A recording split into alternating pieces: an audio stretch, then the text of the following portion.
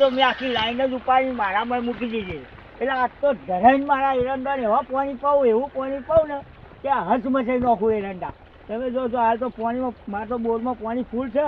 એટલે જો કેવું પાણી હેડા હતા. અરે હમ અમારે આખી લાઈન પૂરી કરી આવી. અને બેઠો બેઠો શાંતિથી પાણી તરું. અને આજ તો સેજો હકે ખૂકવા પાડતો. સેજો ખોલે જ જા પાઇપ, તો પાઇપ તો જઈ મારા પાસે રહેવાનું છે કે હા ખેતરમાં રહેવું પડશે તાણા. ટીપીને આવશે તો આપણે બે ખાવું બરોબર ને? હા સારું તાર સારું.